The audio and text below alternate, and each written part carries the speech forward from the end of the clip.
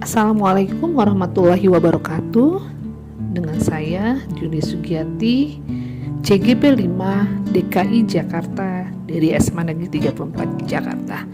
Salam dan bahagia Bapak Ibu dalam ruang koneksi modul 3.1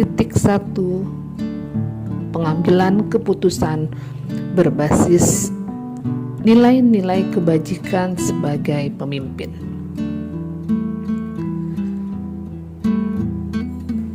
Mengutip pendapat Bapak Pendidikan kita, Ki Hajar Dewantara, mengatakan bahwa pendidikan adalah tempat persemaian benih-benih kebudayaan. Nah, kebudayaan dimaksud adalah peradaban, sebuah cita-cita yang akan dibangun oleh bangsa ini. Sekolah sebagai legalitas formal, sebagai tempat pembentukan karakter. Maka seyogyanya sekolah sebagai taman pendidikan yang menyenangkan bagi siswa, tempat pembelajaran yang memberi rasa aman, selamat, dan bahagia bagi siswa. Oleh karena itu diperlukan seorang pembimbing pelajaran, yaitu guru.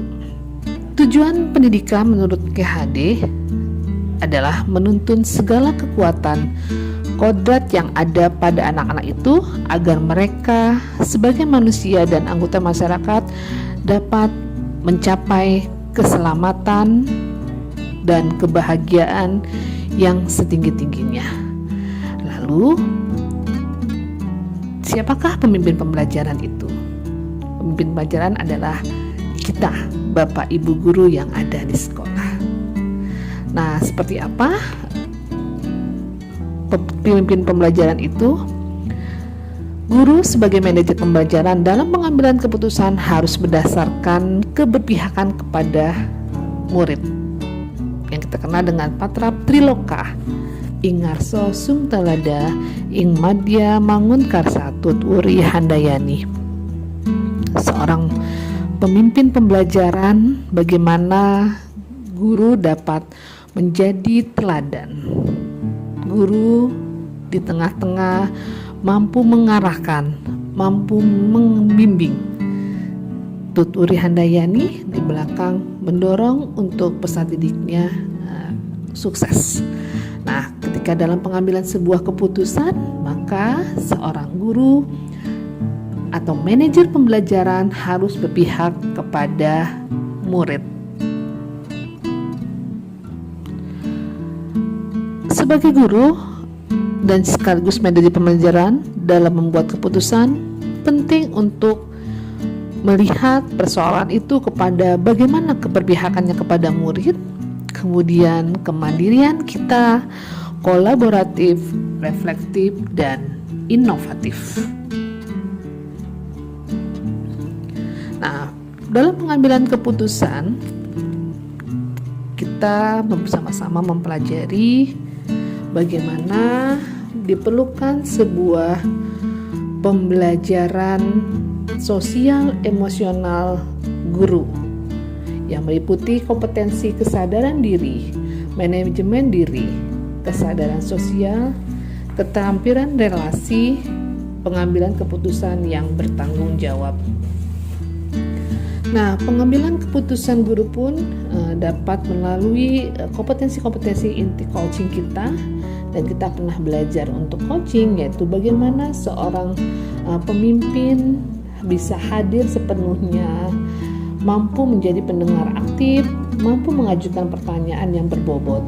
Hal ini penting ketika dihadapkan pada persoalan-persoalan dilema etika.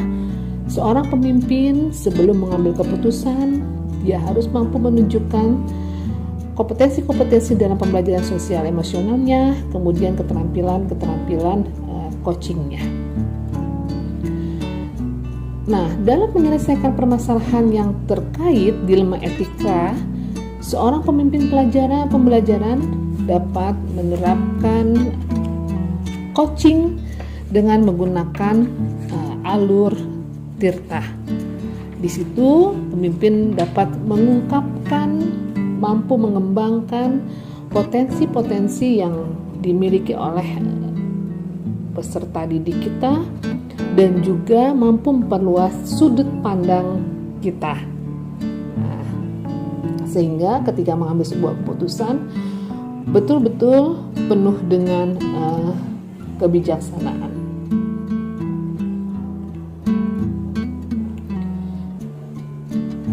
Nah, ketika berhadapan dengan sebuah persoalan-persoalan, tentunya banyak hal yang kita terkadang terjebak. Apakah persoalan itu masuk pada kategori bujukan moral atau dilema etika? Lalu pertanyaannya, apa sih yang membedakan antara bujukan moral dengan dilema etika? Ya. Bujukan moral adalah sebuah kondisi yang terjadi ketika harus membuat keputusan antara benar atau salah. Dilema etika adalah kondisi di mana individu dihadapkan pada nilai kebajikan yang sama-sama benar tetapi saling bertentangan. Terkadang dalam sebuah pengambilan keputusan kita terbentur pada paradigma pengambilan keputusan, yaitu individu lawan masyarakat. Kemudian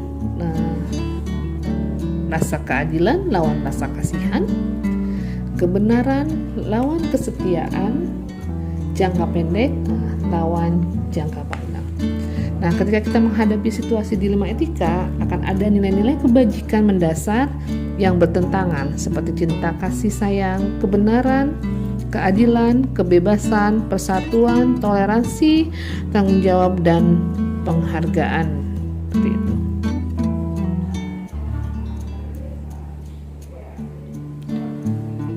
Lalu yang terpenting bagi seorang pemimpin pembelajaran adalah bagaimana kemampuan untuk mengambil keputusan berdasarkan prinsip-prinsip, yaitu berpikir berbasis hasil akhir, kemudian berpikir berbasis peraturan, dan berpikir berbasis rasa peduli.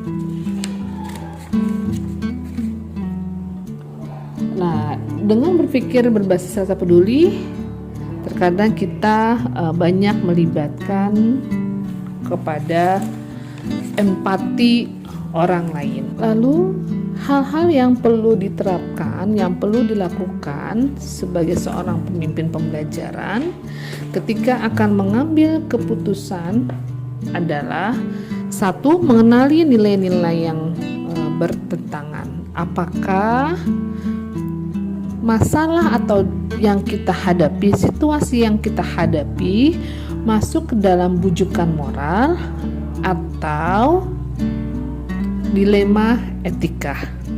Kemudian yang kedua, melihat situasi dan kondisi siapa yang terlibat dalam permasalahan itu.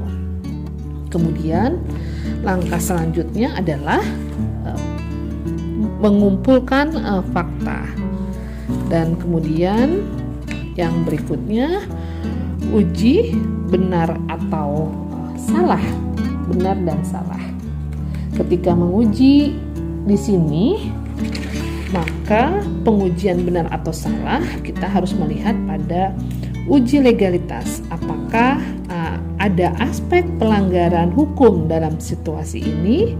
Bila jawabannya adalah iya, maka situasi yang ada bukanlah antara benar lawan benar, namun antara benar lawan salah.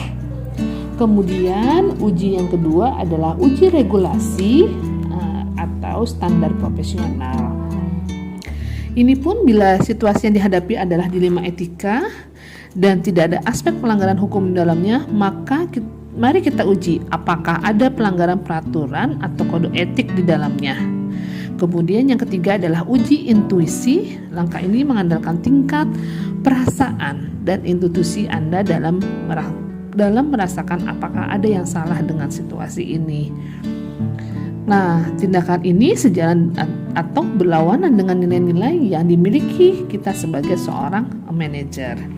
Yang keempat adalah uji publikasi.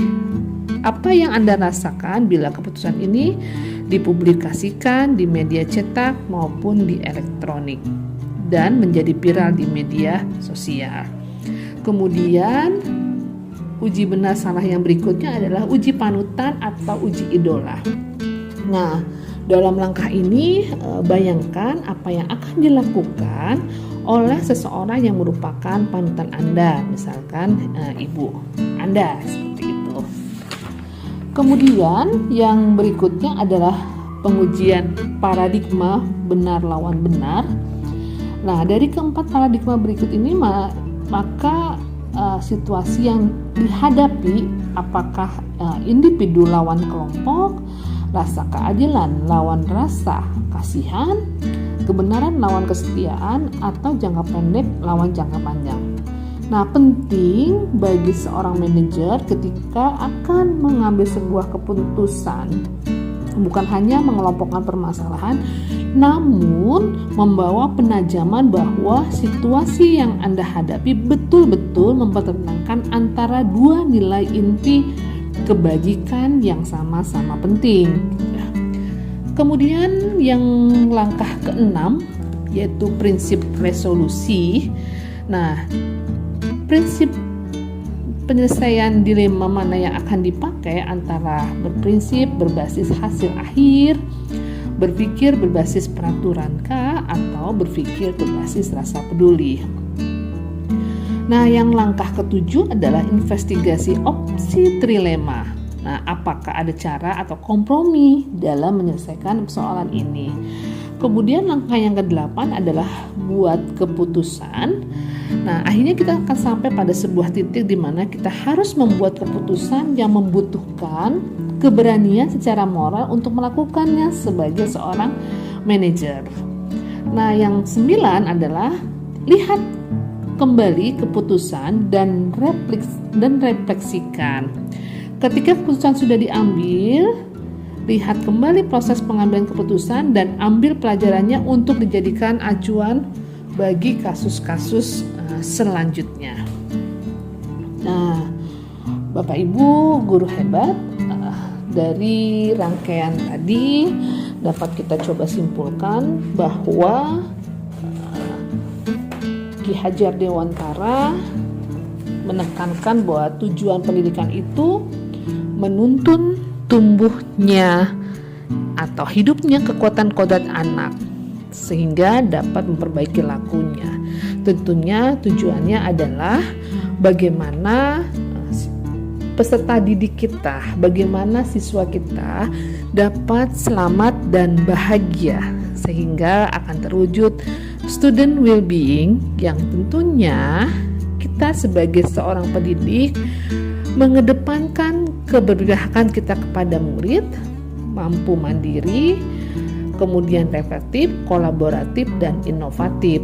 Tentunya dalam membuat sebuah keputusan, guru memiliki kompetensi-kompetensi pembelajaran sosial emosional yang digunakan dalam melaksanakan coaching. Nah, coaching ini salah satu juga pendekatan ketika kita sebelum mengambil sebuah keputusan, maka kita bisa melakukan coaching kepada teman sejawat kita ataupun kepada siswa ketika menghadapi persoalan-persoalan yang terkait dengan dilema etika.